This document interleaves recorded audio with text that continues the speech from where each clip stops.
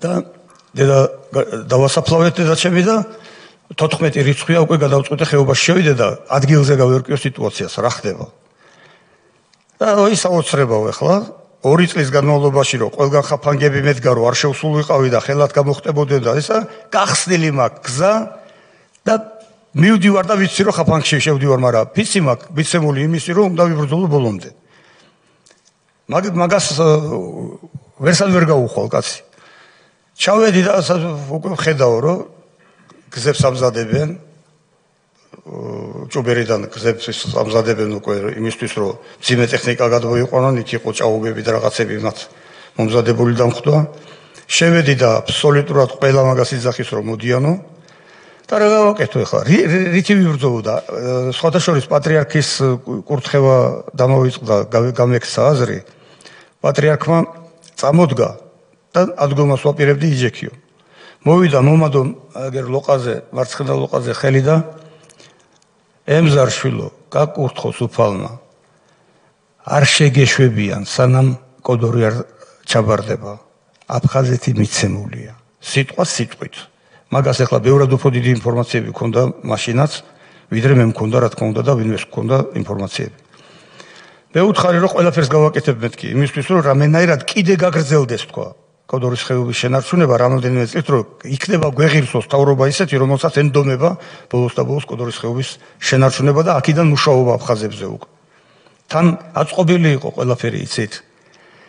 ნებისმიერ დროს რაც საგინდა მაშინ მოვიყვანდი აფხაზებს დავაჯენდი და ვალაპარაკებდი. გამოვაგზავნეს არძმბა ლევანი ჩვენთან აქა და მე დავხვდი გადმოსასვლელში რომელიც იყო გზავნილი აფხაზებიდან ერთობლივი ჯგუფი გავაკეთოთო და დავიცვათ ჩვენი სამშობლო ერთად აფხაზებმა და ქართველებმა. აქედან წასული საკუთარ ერთ თვეში საკუთარ ჭიშკართან ჩასცხრილეს. აი ესეთი, იმიტომ რომ აფხაზეთის უშიშროება დე-ფაქტო უშიშროება, რუსეთის უშიშროება და საქართველოში ჩანერგილი უშიშროებაში ადამიანები ერთობლივად მოქმედებდნენ და ერთობლივად მოქმედებდნენ და ისე მოიყვანეს ჩვენი სააკაშვილი ხელისუფლებაში. რატომ მოიყვანეს? იმიტომ რომ პირობა ჰქონდა დადებული რომ კოდორის ხეობას ჩააბარებდა უმტკივნეულოდ. იმიტომ იყო ეს ყველაფერი და იმით შეგაწყვეტინებთ და საზოგადოებისთვის რომ იყოს ახლა მნიშვნელოვანი რამ თქვით. ერთობლივად მოქმედებდნენ დაასახელეთ ასე ვთქვათ კონკრეტული სუბიექტები. ვის გულისხმობთ თამაში ამ გადასმის სახედიდან? შეიძლება იმ დროს გვარები და სახელები გაინტერესებს? არა, რა თქმა უნდა. რა თქმა უნდა, ქვეყანა გვაინტერესებს. ფაქტები გაინტერესებს. არა, ქვეყანა გვაინტერესებს. თქვენ ახსენეთ რუსეთი. დიახ. ახსენეთ ეგრეთ წოდებული აფხაზეთის ეგრეთ წოდებული უშიშროების სამსახურები, სპეცსამსახურები და რომლებმაც შემდეგო სააკაშვილის მოყვანა განაპირობეს. რა თქმა უნდა, ერთობლივმა მოქმედებამ. ეს იყო თქვენი სიტყვები. ამიტომ ეს ვის ინტერესში იყო და ამასთან დაკავშირებით რო სიცხადე შემოიტანოთ, რაც შეიძლება, იმიტომ რომ საზოგადოება გვიყურებს და ამის დანიშნულებაც ხომ ეგ არის, რომ კი ბატონო, მადლობა ქრისტეს მოხალხედ. მადლობა. ესე იგი შეხედეთ ახლა საიდან მივხვდი მე მაგას პირადად. ჯერ გავლილი ცხოვრება რაც ხდებოდა. როგორც ჯერ ომის დაწყება, რკინიგზაზე ყაჩაღობები, რომელსაც ერთობლივად აკეთებდნენ თურმე, მე გავიგეთ ეს ყველაფერი და სხვადასხვა ერთ-ერთ წამოწდა ჩემთან ჩვენ წარმომადგენელს. როგორ დადიოდა მატარებლებში დამალული წინ და უკან. მე აი ახლა ბოლო ვარიანტში გახსოვთ 2003 წლის რევოლუცია რო იწყებოდა და რო გადაჯაჭვული რო იყვნენ ალყარო შემოარტყეს პარლამენტს. მაშინ მოვიდა ჟურნალისტი ჩემთან და მითხრა რომ აი ტყვია რო გავარდეს და რო დაიწყოს აქ რაღაცა სროლები, რას აპირებო? რას ვაპირებ მეთქი? მე დარწმუნებული ვარ რომ რუსეთის მოწყობილია თქვა ეს გადატრიალება. მე ქართველს არ ვესვრით, წავალ თქვა ზაკოს ვესვრი პირდაპირ იქა თქვა. აი ასე ლიაპნულ რო იწყიან, აი თქვი ასე, სპონტანურად. და შეჭერდა ყველაფერი. ანუ არ იცოდნენ იმათმა მე საიდან ვიძახდი ამას, რა ზალები მყავდა იმისთვის რომ ესროლა რუსეთის ზაკო რო იყო მაშინ ჯერ იყო აქ იყვნენ მაშინ იმპერიაში. მაგ საბურთალო გზაზე რო დიახ. გადასასვლელთან. ხო, თავდაცვის სამინისტროსადაც იყო ჩვენ. წარმოვიდგინე, დიახ. ხო და დაიბნენ მაშინ აი ამ იმაში და შეაჩერეს ეს ყველაფერი. და მე როცა შემოვიდნენ პარლამენტში იქ არ ვიყავი, ჩვენ გუბერნატორების უყველა ვიყავით წარმოდგენილი და უყურებდი როგორ შემოყავდათ ძალით ეს შიშარა სააკაშვილი. აი ასე ქონდა ფეხები გაფშეკილი და ისე შემოათრიეს პარლამენტში. ჩემ თვალწინ პირდაპირ. ანუ ეს იყო ყველაფერი დაგეგმილი. აბსოლუტურად აწყობდა ყველას და მე ასე ვიძახდი ყოველთვის და რუსეთშიც რომ მქონდა ქართული ხელმძღვანელობდა ბატონო თქვენ დაკვირვებით იქ ვინ ხელმძღვანელობდა ხო გამოსტილი პირი ბრძანდებით და მithumedes იმ დროს ვინ ყველაზე მაგრად რა თქმა უნდა იმოქმედა შევარდნაძის დაცვამ და უშიშროებამ რომლებსაც გაუღეს კარები და არ გახსოვთ რომ რატომღაც ჭავლი არ იყო ესეთი ძლიერი როგორც რომ ეს სააკაშვილის ხელში რო იყო ანუ რბილი ძალით იბრძოდნენ დაცვას სახელმწიფოსი კი ბატონო ბატონო თქვენ საუბრობთ უკვე საათზე მეტია ეხლავე მოვდივარ ფინიშისკენ ერთი წუთით ჩვენ სადღაც 15 წუთში მაქსიმუმ შესვენება უნდა გამოვაცხადოთ საკომიტეტო მოსმენა აქვს არაერთ ამ კომისიის წევრს ამიტომ ჩემი უმორჩილეს თხოვნაა დაუბრუნდეთ 5 წუთი აიღეთ იმიტომ რომ მეტი დრო აღარ არის სამწუხაროდ მე კითხვა-პასუხის რეჟიმზე უნდა გადავიდეთ და 15 წუთში დავხუროთ გამოვაცხადოთ შეცვენება შესაბამისად თავდაცვის მინისტრი ირაკლი ოქრუაშვილი გეგმავს თქვენ ჩაბძანდით უკვე კოდორის ხეობაში ხართ ამ დროს ეს არის 2006 წლის ზაფხული ხომ ასეა ივლისი 25 ივლისი რო შემოვიდა 25 ივლისი და თქვენ ხედავთ თქვენი თვალით რომ ირაკლი ოქრუაშვილს მიღწეული 1994 წელს მიღწეული შეთანხმების საპირისპიროდ შემოყავს მძიმე ტექნიკა ხეობაში სწორად მოვისმინეთ აი აქედან რომ გააგრძელოთ კი ბატონო მოკლედ 25 ივლისი არის როცა შემოვიდნენ უკვე მე შეკრებილი მყავს ხალხი და სულ ყველა არის წინააღმდეგი იმისი რომ შევხვდეთ პირდაპირ და დაველაპარაკოთ ხელმძღვანელობას ანუ ოქრუაშვილს მერაბიშვილს და ამათ პირდაპირ დაველაპარაკოთ რომ არ შეიძლება აქ შემოსვლა და მე მივდივარ ვისაც კიდაც წამომყევი თქვა და კაციშვილი არ წამომყვა წავედი მარტო წავედი და თან საწვავი არ ქონდა მანქანის და ტრაქტორი რო არის ესა ბელარუსი იმაზე დაუჯექი უკნიდან მე მგონი ბიბლიანი იყო ვისიც იყო ტრაქტორი მიდიოდა საკენში და იმას გავყევე უკან გამომყვნენ რამოდენიმე ადამიანი ავედი და მინდა პირდაპირ მარტო შევხვდე და უთხრა პირდაპირ რომ აი გავიდა პატარა ხანი და ქვეყანა ხალხი შეერაღებული ჩემს ირგვლივ უცებს გაჩნდნენ რომლებიც შეხვედრაზეც კი არ იყვნენ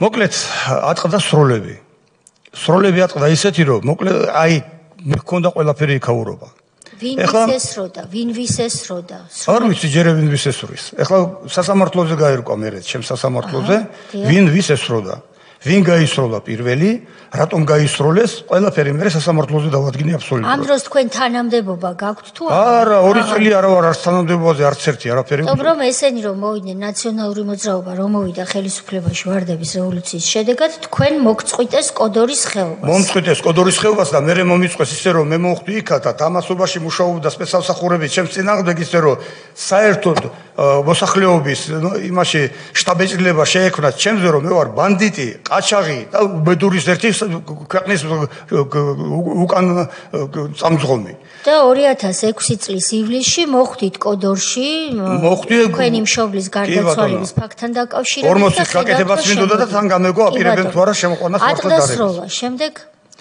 მოკლედ ამის მერე მოდის ჩემთან ადამიანი და მეუბნება რომ ქართველები არიან ჩამოსული აი სწორედ იქ სადაც რომ შუაში ჩადგნენ რუსები აი ამ საგუშაგოსთან არიან ქართველები მოსული, რომლებსაც უნდათ შენთან ლაპარაკი და არიან ის ქართველები, რომლებსაც სააკაშვილის მოყვანაში დიდი როლი ითამაშეს რუსეთის მხრიდან.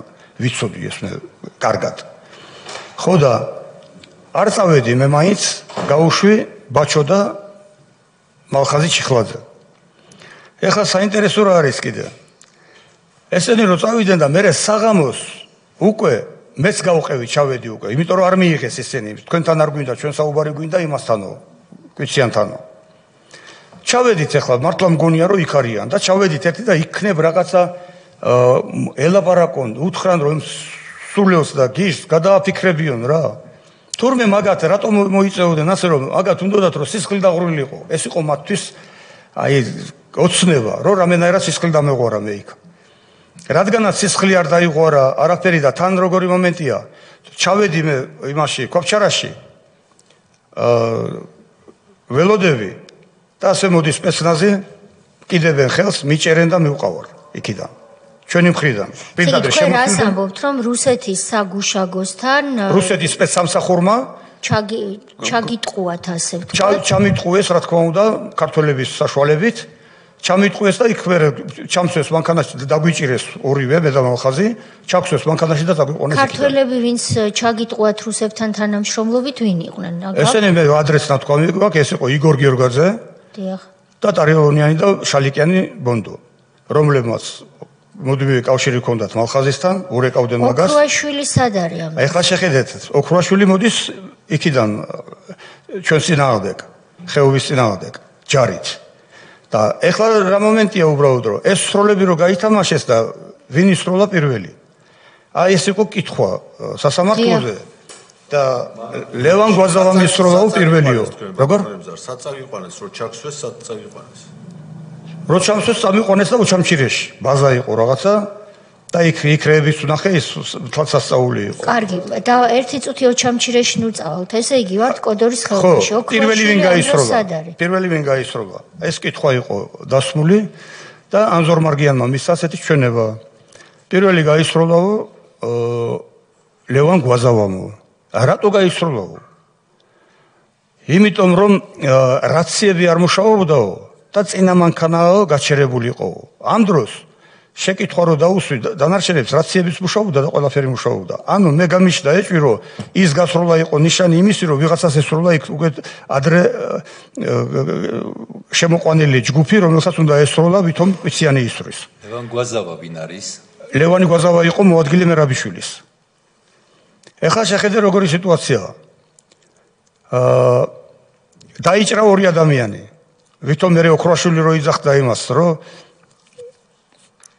ორი ჯარისკაცი დაგვიჭრაო ოქროაშვილის სიტყვები გახსოვთ ალბათ სასამართლოზე შემოვიდა ეს დაჭრილი ანუ დაზარალებული ჩემგან დაზარალებული და აქვს ტყვია მოხვედრილი წინიდან აი როგორ გავიგე რომ ვინ ესროლა და რატო მოხდა ტყვია ვეკითხები ქალბატონოთია გახსოვს მეთქი ტყვია რომ მოხდა როგორ იდექი თქვა კი როგორ არ მახსოვსო მდინარე საკენი რომ მხარეზე იყო შენგან თქვა მარჯვენა მხარესო ანუ შემოტრიალებული იყო თავისი ჯგუფ ქფისკენ და იქიდან მოხდა ტყვია ანუ თავისიან მოვესო მე არ გიფიქრია რომ შენიან მოვერო გესროლა მეთქი რა არ მიფიქრია მე ზუსტად ვიცი რომ ჩემიანება მესროლისო სასამართლოზე პირდაპირ სასამართლოზე ჩაწერილია ყველაფერი სასამართლოს იმაში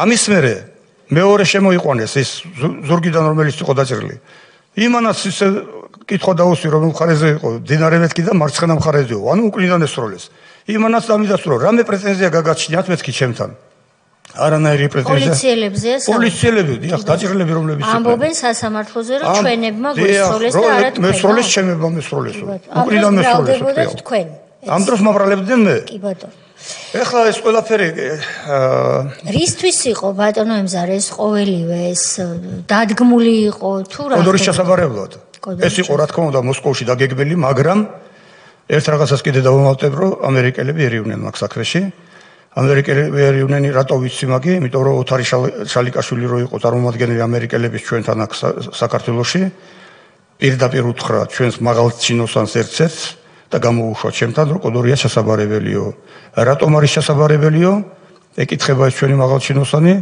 იმიტომ რომ ხელშეკრულებით არ არის გათვალისწინებულიო რომელი ხელშეკრულებაო ეს შენი საქმე არ არისო ჩვენს მაღალ ჩინოსანს ეუბნება ეს შენი საქმე არ არისო ეხლა დავამთავრებ დაასრულეთ მე უთხარი რომ გამორიცხულია მეთქი მე ერთ გოჯას არ დავუთმობ თქვა და წამოხდა შემომეხვია გადამკოცდა ვიცოდი რომ ამას მეტყოდიო გახარებულმა წავიდა იქიდან აი და ამის მერე აი აქ ახლა ამ შემთხვევაში კოდორის შემთხვევაში გაერთიანებული იყვნენ სულ ყველა ჩვენს წინააღმდეგ აბსოლუტურად და ეთყობა რაღაცა ხელშეკრულება არსებობს რომელიც ჩვენ არ ვიცით რომ კოდორი უნდა ჩაბარებულიყო და კიდევ ერთი ასეთი რაღაც არ ვიცი ახლა თქვენ უკეთესად იცით რომ ამ კონვენციების საკითხი ერთ-ერთმა ძალიან ისეთი გათვითმფრინავებულმა ადამიანმა მითხრა,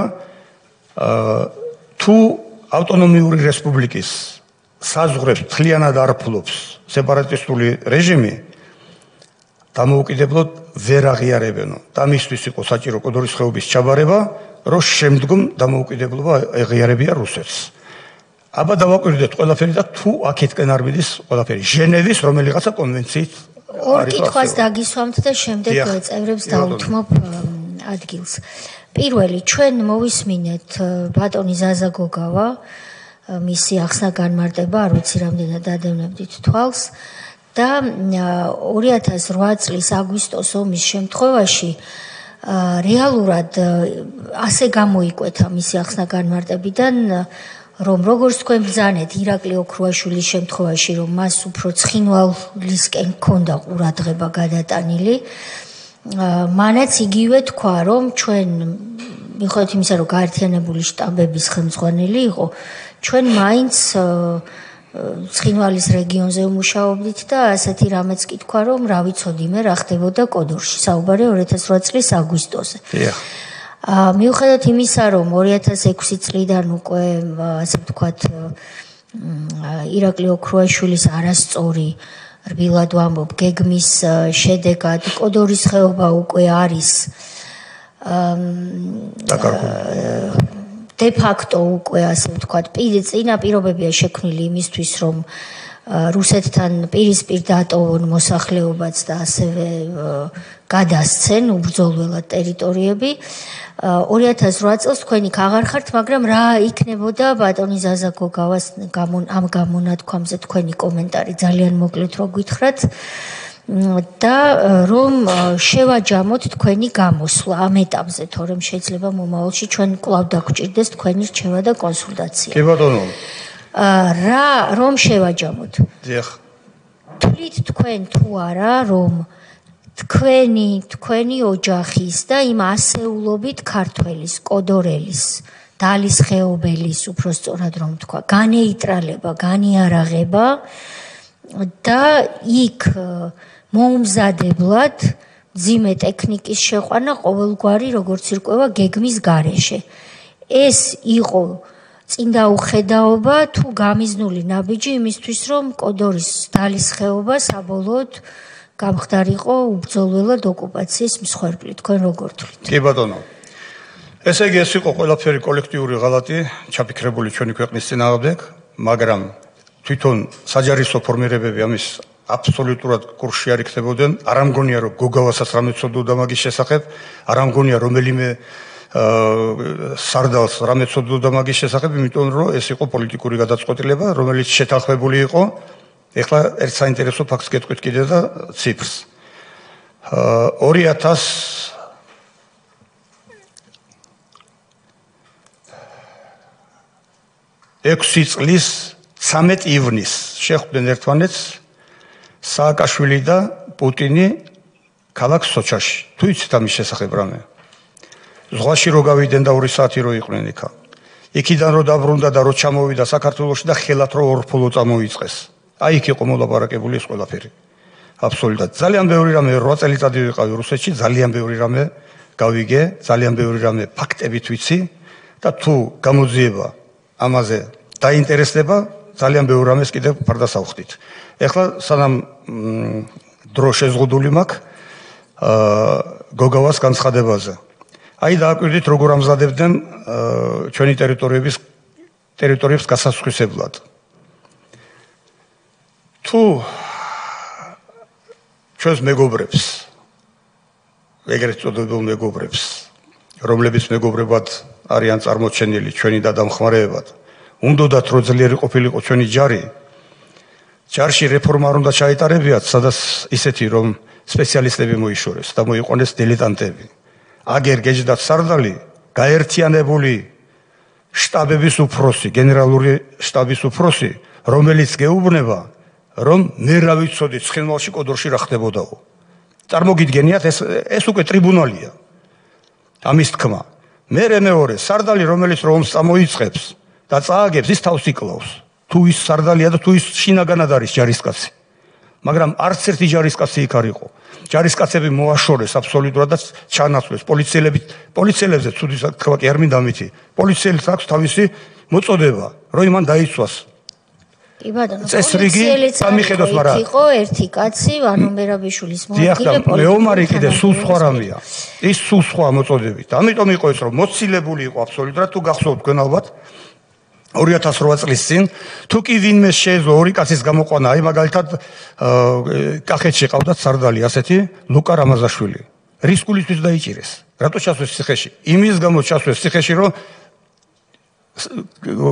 მაგათთან დაუკითხავად არ შეექმნა რამე შეიარაღება და რუსების წინააღმდეგ არ დამდგარიყო. თლიანად რუსული საქმე გააკეთეს აბსოლუტურად. ამას მარტო მე და თქვენ კი არ ხედავთ, მთელი საქართველო უყურებდა ამას. კი ბატონო. მე ჟურნალისტების როლი ამაში ყველაფერში, ქალბატონო თეა, არის ძალიან დიდი და რატომ აქვს ამდენი უფლებები ჟურნალისტებს, რომ გინდა საითაც გინდათ იქიდან გავყიდიან, მე ვერ გავიგე. ეხლა რომ შემოვიდეთ დამხვდნენ და საქართველოს წინააღმდეგ უნდა მისცეო ჩვენებაო, მეუბნება გუშინდელი ბღარტი, მე მეუბნება ამას, რომ საქართველოს წინააღმდეგ უნდა მისცეო. მე და თქვენ ეხლა წარმოადგენთ სწორედ საქართველოს, რომლებიც მათგან ვიცავთ ჩვენს ქვეყანას. მოდით იმ ჟურნალის მე გავცემ პასუხს თქვენს ნაცვლად და შემდეგ ისე შემიგაცემული პასუხიც არ მოეწონებოდა სხვათა შორის. თქვენ გასცემდით, მაგრამ თქვენ თავზე თქვენ რომ საუბრობთ ერთია და მე რასაც ვიტყვი ეს კიდევ სხვა არის და ერთობლიობაში ალბათ კარგი პასუხი გამოგვივა. ბატონი სოზარი იტყვის თავის სათქმელს, მე მინდა თქვენ მადლობა გადაგიხადოთ. თქვენს ოჯახთან ერთად ქალბატონ ნორას მივაგებდით პატივს, რომ არა ქალების როლი ძალიან რთული იქნებოდა თითოეული მამაკაცისთვის ამდენი წლის მანძილზე დალის ხეობის, კოდორის ხეობის შენარჩუნება. იმიტომ რომ ეს იყვნენ ის ქალები ქალბატონი ნორას თამადობით, რომლებიც ყოველდღიურ რეჟიმში ასეულობით ადგილობრივ მამაკაც, მეომარს, თავისი ქვეყნის ჯარისკაცს უვლიდა, პატრონობდა, კვებავდა და მთელი ეს მეურნეობა და ლოჯისტიკა, რაც საომარი მოქმედებების დროს ჯარი რომ იბრძვის, იქ მთელი სტრუქტურები და დანაყოფები არსებობს იმისთვის, რომ ჯარს არ მოშივდეს და ის კარგად გრძნობდეს თავს, რომ იყოს ბრძოლის უნარიანი. აი ამ ფუნქციას სწორედ ის ქალები ასრულებდნენ, ვინც იქ მეტგრად არანაკლებ მამაკაცებზე იბრძოდა და თქვენ და ყველა ის ასეულობით ადამიანი, ვინც მაშინ იქ დარჩა და 2008 წლამდე რეალურად ამაგრებდა კოდორის ხეობას, რაც სააკაშვილმა და მისმა პოლიტიკურმა დაჯგუფებამ უბრძოლველად ჩააბარა მტერს. ამიტომ მადლობა თქვენ და რა თქმა უნდა ყველა ჟურნალისტს, განსაკუთრებით ქალბატონებს, რომლებზეც მე მეტი წარმოდგენა მინდა მქონდეს, მოუწოდებ, რომ მათზე უფროს ადამიანებს, ვისაც უბრძოლია სამშობლოსათვის, მისი ემთლიანობისთვის, ჯერ ცოტა როგორც ცნობილი სიმღერის არ იყოს. ჯერ განათლების ხარისხი აიმაღლონ და მერე დასვან ის კითხვები, რომლებიც აბსოლუტურად უსაფუძვლო და რაც თავია შეურაცხმყოფელია. ბატონი სოზარი შეაჯამებს ჩვენს ამ ნაწილს ხდომისა, თუ სურს კითხვასაც დასვამს და ჩვენ უნდა გამოვაცხადოთ 9 საათით შესვენება. მადლობა ქალბატონთია. რადგანაც ვამთავრებთ ახლა კითხვებზე აღარ გადავალ, ბევრი კითხვა ზოგადად არსებობს, მაგრამ უბრალოდ რამდენიმე სიტყვას ვიტყვი, რომ რა მართლა იქ ვიყავი ძალიან ხშირად 1993-ში, 94-ში, როცა ეს პირველი ბრძოლები იყო, როცა ეს მოლაპარაკებები იყო და შემდეგაც წელიწადი არ გავიდოდა, რომ რამდენჯერმე არ ჩავსულიყავი და ხედავდი, როგორ თავგამოდებით იცავდა ადგილობრივი მოსახლეობა ხეობას. იცავდა ქალბატონი ნორაკვიციანის, ბატონი ემზარის ხელმძღვანელობით, იქ გავიცანი, მარტო ადგილობრივები არ იყვნენ, ბუნებრივია, სხვაც არაერთი იყო, ყოველ კარგად მახსოვს ბატონი ჯუმბერანანიძე, რომელიც იქ გავიცანი არტილერისტი, საოცარი კაცი. უბრალოდ 94-ში მისი დამსახურება იყო არტილერია, რომ მუშაობდა კარგად. დიახ, საოცარი. და თქვენ ახლა ძალიან შორიდან დაიწყეთ, ახლა შეიძლება ყველაფერში ვერ დაგეთანხმოთ, შეიძლება ზოგიერთ ფაქტზე ვიფიქროთ, რომ ეს თქვენი ინტერპრეტაცია და განსხვავებულად სჭირდება შეფასება, მაგრამ თქვენობაში საინტერესო იყო. უბრალოდ მინდა ორი რამე ვთქვა წინა დღეების მოსმენებიდან. ბატონმა ყურაშულმა გენერალმა მამუკა ყურაშულმა 1900 იბოდიში 2013 წელს ერთ-ერთ ინტერვიუში უწოდა ღალატი სამშობლოს წინაშე ჩადენილი ღალატი ბატალიონ მონადირეს გაუქმებას. მან ახსნა კომისიაზე ახსნა-განმარტების დროს დაადასტურა სიტყვა ღალატის მერიდა, მაგრამ თლიანობაში დაადასტურა, რომ ეს იყო შეცდომა, ეს იყო დანაშაული სამშობლოს წინაშე ჩადენილი და მეორე, ბატონმა გენერალმა გოგავამ თავის თავზე აიღო, რომ მან ვერ მოახერხა, ვერ მოასწრო მოსახლეობის გაფრთხილება კოდორის ხეობაში მაშინ, როდესაც იქიდან ჯარი გამოდიოდა, ჯარი, რომელსაც იარაღი დაატოვებინეს იქ და ეს იარაღი დარჩა რუსების ხელში. მე არ ვფიქრობ, რომ გენერალი გოგავას გადასაწყვეტი იყო სამოქალაქო ხელისუფლება, იმიტომ არსებობს, რომ ასეთ დროს მათ შეეძლოს გაეფრთხილებინათ, უბრალოდ მან თავის თავზე აიღო მაშინდელი პოლიტიკური ხელმძღვანელობის მიერ ჩადენილი ძალიან დიდი დანაშაული და ეს დანაშაული იყო ის, რომ მოსახლეობა გაწირეს დიდი მსხვერპლისთვის უბრალოდ მართლა გამოჩნდნენ ადამიანები, მათ შორის მეც ვიყავი, ვინც ვრეკავდით და ვეუბნებოდით, რომ დროზე უნდა დატოვოთ ხეობა, იმიტომ რომ საფრთხე არსებობს, რომ მსხვერპლი შეიძლება ყოფილიყო ძალიან დიდი და ეს ფორპოსტი, რომელიც იყო ქართული კუთხე, ქართული მიწაწყალი შენარჩუნებული შუაგულ აფხაზეთში, მამის ჩაბარება მოხდა 2008 წელს, ისე რომ ერთი ტყუის გასროლა არ მოხდა. ის რაც 13 წელი შეინარჩუნა ადგილობრივმა მოსახლეობამ, ჩააბარა მიხეილ სააკაშვილმა მოღალატეობრივად 2008 წელს ტყუის გაუსროლად. ეს მინდოდა და მეთქვა. მადლობა. ესე იგი, მაგასთან დაკავშირებით, ბატონო სოზარ, რატომ არ გააფრთხილეს მოსახლეობა? აბა დააკვირდით კარგად. მათ ჰქონდათ შიში, რუსებს ჰქონდათ შიში მხოლოდ ერთი რამის, რომ პარტიზანული დაჯგუფება არ დარჩენილიყო კოდორის ხეობაში. ამის შიში ჰქონდათ. და გაფრთხილებაც იმიტომ არ მოხდა მოსახლეობის, რომ მოსახლეობას დრო არ ქონოდათ შეიარაღების და წინააღმდეგობის გაწევის. ამისთვის იყო ეს და არ არის გოგავას გაცემული ბრძანება, ის იღებს თავის თავზე მაგას. არ არის მისი გაცემული ეს დავალება და მე ვფიქრობ, რომ ამას იღებს თავის თავზე თვითონ და ყურაშვილიც იმიტომ იღებენ რაღაცებს თავის თავზე, რომ მახსოვს ქალბატონი თეას გამოსვლა, რომ სამხედროებს ჩვენ არ ვერჩით და არაფერ პასუხისმგებლობის წინაშე არ დავაყენებთ. სამხედროს უნდა დადგეს პასუხისმგებლობის წინაშე. მეც და ნებისმიერი სხვა, ვისაც დანაშაული მიუძღვის საქართველოს სახელმწიფოს წინაშე. აი მაშინ იქნება სამართლიანობა. მე რა რო პაგონები აქვს, მე რა რო ჯარისკაცები დაგვიხოცეს იგერდათ ჩატოვეს. ერთი რამე მაინტერესებს, თუ შეიძლება ხა ცოტა გადახვევას გავე. ამწუხელიძე როგორ მოხდა თქვენ? ეს 12-ტირანი ვაშკაცი გმირი კაცი. ისიც ვინმე კითხვა დაგისვიათ საერთოდ, რამდენჯერ დავსვი კითხვა, კაციშვილი არ მეუბნება როგორ მოხდა ამწუხელიძე თქვენ? როგორც ვიროს მე დავსვი დღეს ეს კითხვა და ისიც დავსვი, რომ რატომ ვახსენებთ მხოლოდ გიორგი ანწუხელიძეს დიდება მის სახელს, უნდა ვახსენოთ უშანგი, სოფრომაძე, კახაბერ, ხუბულური. უნდა შეგვეძლოთ თუ არა თავიდან აგვეცილებინა, მათი ტყვეთ ჩავარდნა და რატომ არ არიან დღეს ისინი თავიანთ შვილებთან ერთად. ეს კითხვა უნდა დაისვას. ვერ აგვიკრძალავს კითხვის დასმას. 2004-ში პოლიციელების ჯგუფი რო ჩაბარდა, გახსოვთ რომ დააჩოქეს სამარცხვინოდ ოქროშვილის პერიოდში, ოქროშვილის ვაშკაცობით. როგორ მოხდნენ ისინი თქვენ გახსოვთ? და ვინმე რატო ჟურნალისტები არ ინტერესდებიან მაგაზე? როგორ და შეუშვეს გაზი დააძინეს და ისე გადასცეს იქით როგორც ვირო გადასცეს ისე. ზოგიერთი ჟურნალის არ ყოფნის ცოდნა, როცა არ ყოფნის ცოდნა, ეს ცოდნა უნდა შეიძინო. თუ უნდა შეიძენენ, მაგრამ როდესაც პასუხისმგებლია ჟურნალისტია საუბარი და ვისაც არც უნდა რომ ცოდნა შეიძინოს, იმიტომ რომ არ აწყობს, იმაზე ჩვენ ახლა ვერ დავხარჯავთ დროს. ბატონო ემზარ, უღრმესი მადლობა მობრძანებისთვის. მიუხედავად იმისა, რომ ჩვენ თითქმის 2 საათია ვსაუბრობთ, ეს არ არის საკმარისი დრო იმისთვის, რომ ყველაფერი ის თქვენ რაც გააკეთეთ, გაიარეთ, ეს კარგად აიხსნას, თუმცა ჩვენ თქვენი ნებართვით ვიქნებით კონტაქტზე თქვენთან კომისია და დამატებითი ინფორმაციის შემთხვევა, საჭიროების შემთხვევაში კიდევ შეგაწუხებთ. სად ვარ ნებისმიერ დროს. მადლობა დიდი. მადლობა დიდი და აი თქვენს აი ამ ფორმატს ძალიან დიდი მადლობა და ძალიან დიდი თხოვნა, არა მარტო ჩემი და მთელი მოსახლეობა გიყურებთ და შემოგციცინებთ თვალებში, რომ ბოლომდე მიიყვანოთ ეს საქმე. დიდი მადლობა თქვენ. დიდი მადლობა. კარგად გრძანდებოდეთ და წარმატებებს გისურვებთ.